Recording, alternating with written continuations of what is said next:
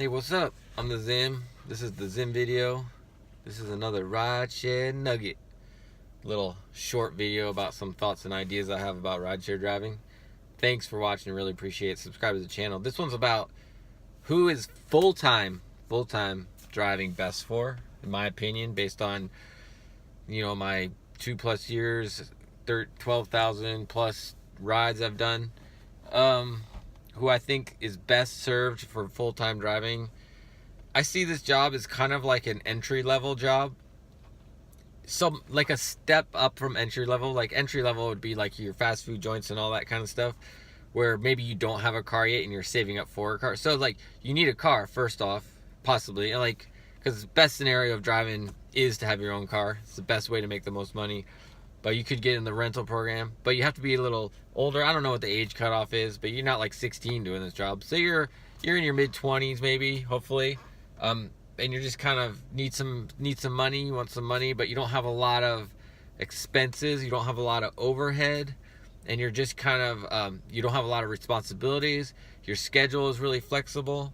So those are the key factors into the making the most, I believe, of making the most of this job. Is if you have a lot of expense, your life is such that you have kids and you're, I don't know, you renting a big house, or you have a mortgage payment that's pretty big, or if you just have a lot of expenses, you've aligned your life where you've accumulated a lot of expenses, your overhead's really high.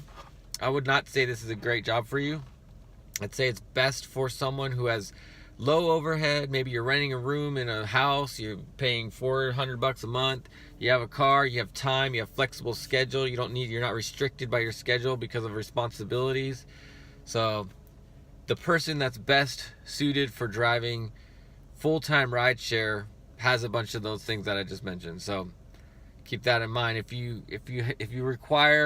your overhead's really high and you want to make a good amount of money off of the job, it might be a bigger struggle for you than you realize. It may, or maybe if you have like support, like if you have a 2-income household, it could be possibly good for that scenario as well.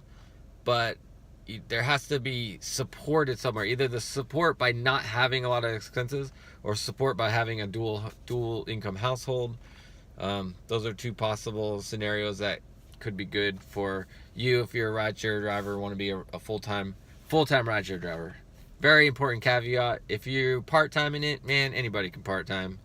Throw in a couple hours on the weekends, especially if you got weekends. Anybody can do it.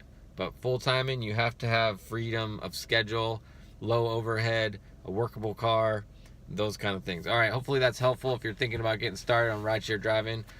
Love it if you checked out my full video. It's called My Rideshare Experience. You can find it on the playlist on this video, on this channel, or down in the description. I started putting it in the description, these short ones. So check it out. Until next time, be excellent to each other. Hope your rides along and your tips are just so fat. You got big old tips. All right, peace.